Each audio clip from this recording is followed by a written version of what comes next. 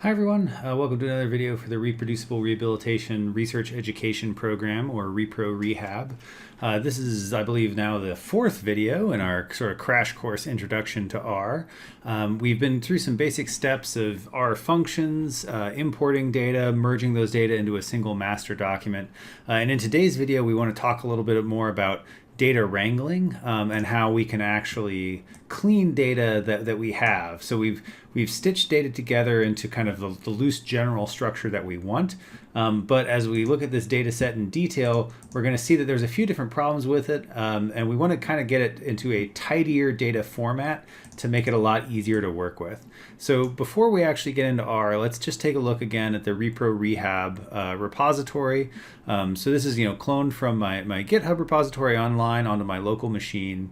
So for me, it's under the Documents folder, then GitHub, then Repro Rehab. The exact location of this folder, on your own machine is going to depend on where you cloned this repository to.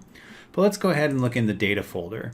Now, in the last video, we took all of the individual subject folders from inside this EEG subfiles folder, and we stitched all of those together into one master data folder called master EOEC EEG. And as a reminder, these data are EEG data, so it's actually the power spectrum of the EEG recording during both eyes open and eyes closed conditions for a variety of older and younger adults. So inside of our file, we have this kind of blank column that just counted the row numbers. We have a file ID, which tells us what the original file name was for that subject's data. From that, we've extracted what their subject ID was, because that was the first 4 characters of this string. We also extracted what the condition was, and that was the 2 characters after the underscore. And then for each person, we have their power spectral density at each electrode. So by power spectral density, if you're not familiar with that, right, what that means is we've taken that EEG signal over time, and we're looking at the power in the signal at each frequency, or essentially the proportion of the signal that is made up of 1 hertz versus 2 hertz versus 3 hertz oscillations. So we have a column that represents the hertz, and then we have columns for each of those electrodes, and inside of each of those columns we have the power at that specific frequency.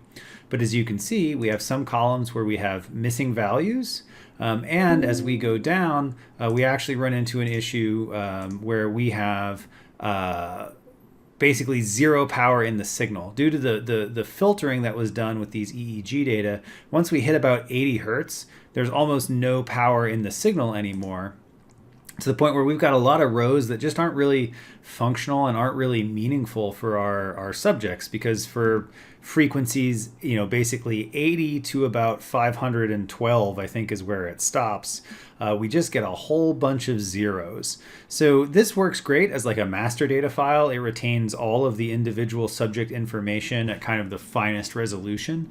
But in terms of a data file that we can work with, it'd be great to clean this up and get rid of some of these redundant rows, maybe create some new columns that represent some of the data we actually want to work with a little bit more. And that's what we're going to be focusing on today, taking this kind of wrangled data and tidying it into a more usable format for our analyses and our data visualization moving forward. So let's come back to our studio now. And so this is script 02 wrangling data from inside of that Repro Rehab repository. The first thing we're going to do is load the tidyverse package so that we have access to the different graphing tools and data manipulation tools in things like ggplot and dplyr. I'm just going to set my working directory to that Repro Rehab folder, and then it's always helpful to use the list files function to take a look at what files are in that folder. And you can see we've got that data subfolder, the README, and the script subfolder. Let's look inside of the data subfolder, and we have 3 things. We have the processed data file, and that's actually the final output of what we're going to make today. So it's already going to be in your repository by default, but that's ultimately the thing that we're going to create at the end of today's video. We have the EEG subfiles folder, And then we have a CSV file, which is the master data file we made at the end of the last video. So that's actually what we want to start with. Let's import that master data file. It takes a little second to read it into R because this is pretty big. It's 45,000 observations of 37 variables. And we're going to save that as an object called data. Next, we can select some specific columns in order to do some of the things we want to work with and just show you how the select function works from dplyr. So let's look first at the data so we can see what variables are available to us, right? Again, we've got that first column X, which just marks the rows, the file ID, the subject ID, the condition, and then the frequency. And then we have each electrode from which EEG data were recorded. And if you're not familiar with EEG data, there are 32 channels in this particular configuration, which are located kind of all around the scalp. Things that have an F in it are the more frontal regions, toward the front of the head. Things with a C are more central regions, which kind of cover the area where the frontal lobe starts to turn into the parietal lobe, around the middle of the head. P are those parietal regions up at the back of your head. Occipital has the O at the way back. And the T would be electrodes, roughly over temporal regions on the left and right sides of your head. So, you can look up a picture that shows you the precise locations of these things. But that gives you a general sense of, kind of what's frontal, central, parietal, etc. And the main thing is we have electrodes from all over the scalp, and we're going to want to work with them moving in our data moving forward. So if we wanted to select just specific rows, we can use the select function from dplyr. And so we've used this question mark function before, but if I want to look up and get the help documentation for a particular function, I can do what we have here on line 16 and look at question mark dplyr : select. And I specify dplyr : select rather than just saying select, because if I do that, you can see that I actually have two different select functions. There's one from the mass package and there's one from dplyr. So if there's any confusion, RStudio is going to prompt me and ask me for which one I want. But in this case, I know I want the select function from dplyr, so I can do the name of the package, the double colon, and then the name of the function, and then it will take me to the help documentation. And select is for subsetting columns using their names and types. And then this help documentation would walk you through some of the finer points of how to use this function. But for our purposes right now, let's just say we want to take a couple variables. So we're going to want to take the subject ID, the condition, the frequency, and then the power from electrode FZ. So the Z line is the very central midline of the scalp. So this is the front and center electrode that we want to look at here. And if I do that, you can see it's going to print it to the screen because I didn't save it to anything yet. I just pushed the data frame through a pipe and into the select function. And I got to scroll back a ways, but there we can actually see the beginning of it. So select took my data frame, which has 37 variables, and it pulled out just the 4 that I actually requested inside of that function. So the other way that I could do this is if I didn't want to put data through the pipe into the select function, I could specify the data inside of the select function itself and just say select data equals data, and then give it the name of the columns that I want. And that's going to work just as well. But pipes are really useful because they allow you to sort of daisy chain your different functions together. So I can pipe the data into the select function, and as we'll see in a minute, then I can pipe those results into some other function. But just to show you a little bit more about how the select function works, I don't necessarily have to name all the columns manually. I can also use the colon operator to select a range of consecutive columns. So if we go back to the head of my master data frame, you can see I've got file ID, subject ID, condition, and then Hertz, FP1, FZ, F3. So an easy way to select all of those columns is actually just to say data select subject ID : F3, and that's going to select all of the columns from subject ID to FZ. So if I use that colon, it's great because it simplifies things. I don't have to write as many variable names, but it is going to take all of them in order. It selects all of the consecutive files. Another handy function is the minus sign. So I can use the minus sign to actually drop a particular column. So if I wanted to drop that first x column, I can push data into the select function and say minus x. And now I have all of my previous columns except for that first column x, and now the data frame starts with file ID. Finally, if I actually want to save the output of this, what I can do is I can push the data through the pipe into the select function and then create a new object. So I'm going to create a new data frame called dat2, and I'm going to assign to it the value of what comes out when I push data through the select function.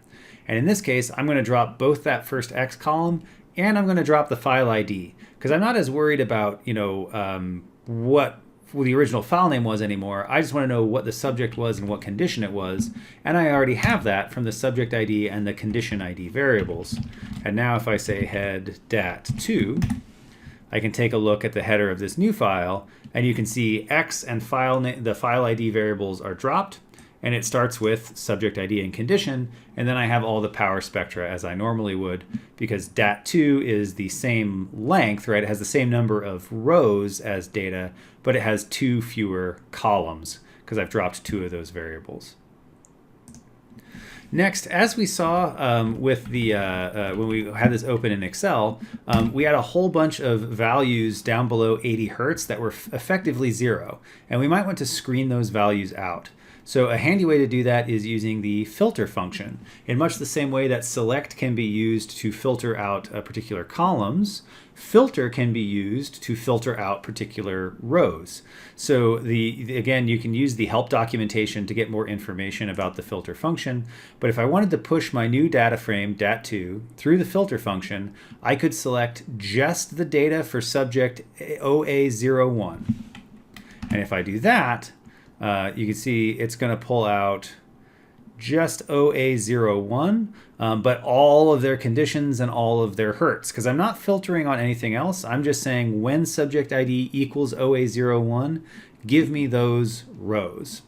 If I wanted to do something a little bit different, I could use this pipe to create an OR statement. So I could say filter dat2 when it's OA01 or OA02. And to make what this is actually doing a little more clear, let me actually create a new object called dat3. So we'll go back here and say dat3 is just when we had data from OA01. You can see that that has 1,024 rows. If now I'm going to say dat3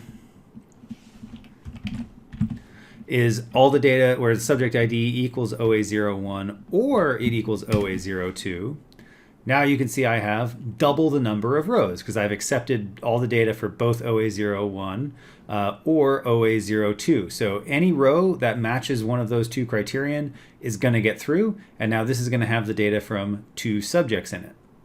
Alternatively, if now I said dat3 is going to be the result of filtering where subject ID equals OA01 and Hertz equals 0.99, now dat3 only has 2 rows, because when I use that AND statement, coming back over here to print this to the screen, you can see that when I said it has to be subject OA01 and Hertz has to be 0.997, there's only 2 rows in which that is true. And that's when we have subject ID in the eyes closed condition with Hertz of 0.997, and subject OA01 in the eyes open condition when Hertz equals 0.997. So I can, specify a single thing or combinations of or and in order to filter out the data to get precisely what I want. However, on line 40, what we're actually going to do for dat3 is push our data through the filter function to take only those rows where Hertz is less than 30. So we said, it really starts to go to 0 at about 80 Hertz. But if, just for the purposes of this exercise, if we're only interested in data where we have 30 Hertz or less, you can see now dat3 has 2,640 observations. So we've cut out all of the rows where the Hertz was greater than 30, which greatly reduces the number of observations, but we've taken all of the variables from dat2. So just to confirm, what the data look like for DAT3, let's get a statistical summary using the summary function. So I'll say summary, just give me the unique values of DAT3 $hertz. So I'm going to take that hertz vector, which again is hertz repeated for every subject. So what the unique function will do is prune out all the duplicates. So it ignores the fact that, I've got a 0.99 hertz for subject 1 and subject 2 and subject 3. It's just going to keep 1.99 hertz. So essentially this keeps 1 hertz value from all the vector of hertz values. And you can see my minimum hertz is 0.997 and my maximum hertz is 29.91 because again I filtered out everything that was greater than or equal to 30. Or sorry, I filtered out everything greater than 30. I kept everything that was less than or equal to 30. If I wanted a nice easy way to visualize that, I can also use the histogram. But this isn't going to be the most interesting histogram because if I do it, there's one observation at each of these hertz. So it basically just looks like a square. But on the x-axis, we can at least see, all right, it starts at 0 and it ends at 30. So it looks like my filter function worked exactly the way that I wanted it to. Within this new data set, then, we can also not just filter out existing variables, we can create new variables. So within DAT3, which again is filtered to be just 0 to 30 hertz, let's create a new variable which is the average of the frontal electrodes. So I'm going to say DAT3 $frontal, and I'm going to assign to it the value of F3 plus F7 plus FZ plus F4 plus F8, and then I'll divide by the total number of electrodes in order to get an average value at across the frontal electrodes. And now if we look at the head of DAT3 again, you can see I have this new column called frontal at the end of my data set. And each of these values is the average within a hertz across those 5 electrodes. Now, if I didn't want to do this manually by assigning this value to a new variable, I have a few different tools available to me inside of dplyr. One is the mutate function, which allows us to create, modify, and delete columns. The other is the transmute function, which adds new variables but does not preserve the existing ones. So if I want to keep all the variables that I have and add new ones, I can use mutate. If I want to drop all of the previous variables and just keep the new ones that I'm creating, I can use transmute. So in this case, I'm going to want to keep the old variables and just add new ones to the end of my data set. So we're going to go ahead and use the mutate function. The other thing that we need to look at here is something called rowwise as a tool inside of dplyr. Because when I do this mutate function, what I want to do is add F3 to F7 to FZ to F4 to F8, but I want to do that inside of each row. And the rowwise function is a really helpful way of doing that. You can see, in its description, it allows you to group inputs by row and compute data on a data frame one row at a time. This is most useful when a vectorized function doesn't exist. So you don't always have functions that will work nicely with your vectors. They maybe want to sum up the value within a column, right? But actually what you want is the sum of values from row 1 across multiple columns, and then the sum of the values from row 2 across multiple columns. And that's what we're dealing with here. So what we can do by specifying this rowwise argument is we'll make a new version of DAT3, which takes the output of DAT3 pushed through the rowwise argument. The rowwise function. So the rowwise function will specify that everything that comes after this is going to happen within a row. And then we will push it through the mutate function, which is going to calculate new variables based on the existing variables. So this is handy because inside of a single mutate, we can now create as many new variables as we want. And in this case, we're going to create a frontal, central, parietal, and occipital average, where we take the mean, so that we'll use the mean function, and then we'll give it a vector of column names. So we'll say C, F3, F7, FZ, F4, and F8. Then within our mean function, we'll also say na.rm equals true. So if for any given row, if one of those happens to be blank, we are going to ignore it in our calculation of the mean, and that's going to then adjust the denominator, right? So for instance, if F7 was blank, we should only divide by the 4 rows that we have, or the 4 columns that we have, not 5 columns overall. So by specifying the function this way, we can actually have a really smart calculator, which is going to look at the available data in each row, right? So at each hertz, to calculate the mean based on the available information. Then for the central electrodes, we do the same thing, but we're going to change the columns that we want. Oh, whoops, and it looks like we have a typo here actually on line 56. So let's go ahead and change that to CZ, because I want C3, CZ, and C4. Similarly for the parietal electrodes, it looks like there's a typo here because I want P3, P7, and PZ, P4, and P8. So we need to fix those in order to make sure that those are grabbing the correct columns. Occipital has fewer electrodes available. There's only 3, right? But we'll take O1, OZ, and O2. So now if I put my cursor up on line 56, press Control Return, right? That all runs. We don't get any error messages. But if we actually wanted to see what we just did, let's actually say head dat3 and print that to the screen. And now, because this is a tibble rather than a data frame, which is the default kind of data type coming out of dplyr, it doesn't actually print all of our columns because they don't all fit on the screen. But you can see down here at the end, we do have something called frontal, something called central, something called parietal, and something called occipital. So now we've successfully created those columns. If we wanted to see how it lines up with what we manually calculated before, we can plot the capital F frontal, which we created by hand, against the lowercase f frontal, which we created using the mutate argument. And you can see that the values are obviously different, and we have one person who's a pretty big outlier on both of these things. But there's a nice linear relationship here because these things are perfectly correlated. And we're getting exactly the same calculation from our mutate argument using more efficient code than what we would have gotten if we were doing our manual calculation over and over again.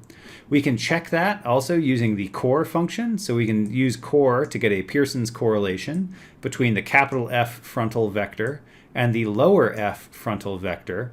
And we can specify how we want to handle missing observations. So in this case, we will only use complete observations and drop any cases where there's missing values. And you can see they are indeed perfectly correlated.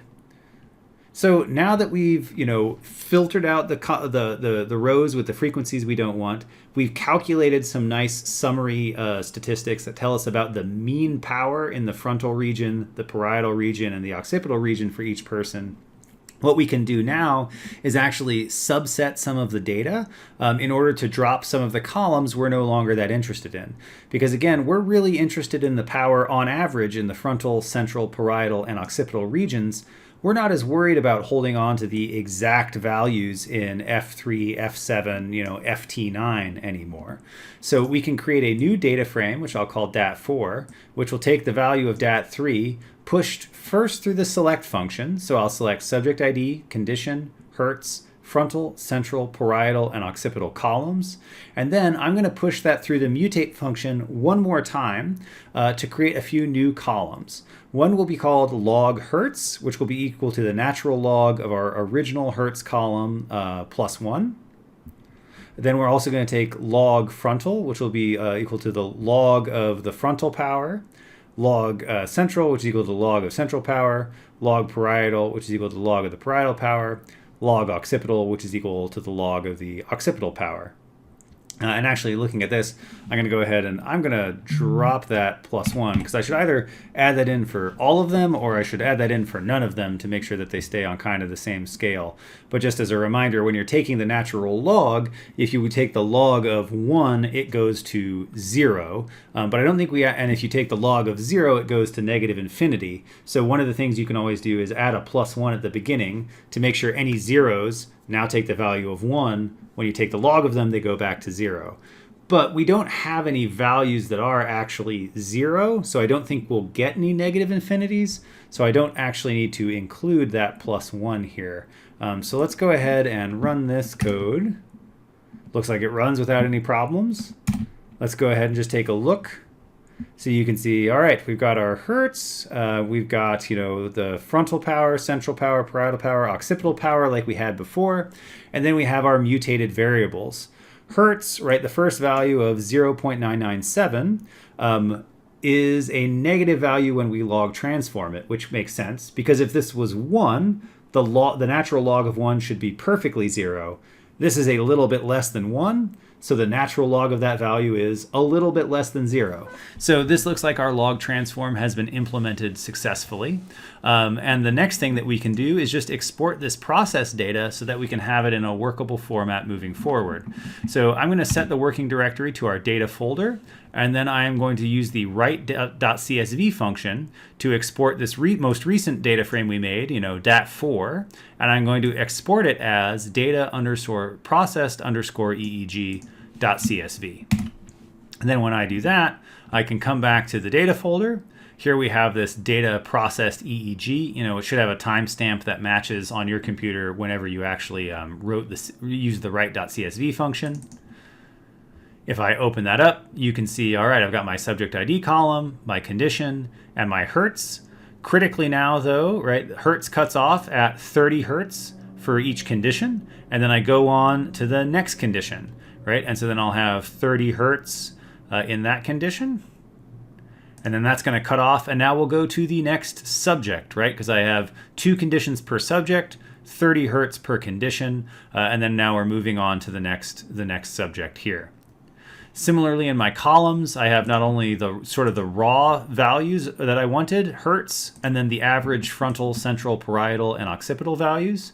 I also have log hertz and the log of the average frontal, central, parietal, and occipital values. In the next video where we're doing data visualization, we'll show you a little bit more about why we're taking the log of these values. In short, it's because we get some very strong skew in kind of the raw space of the power spectrum. So when we put it in log hertz as a function of log power, we're going to get relationships that look a lot more linear, and they're therefore not only a little bit easier to see, but a little bit easier to statistically model. But as long as you've got this processed EEG file, you're good to go for now. And in the next video, we'll show you how to take all of this data we've just been tidying up and create some great visualizations to understand the data better.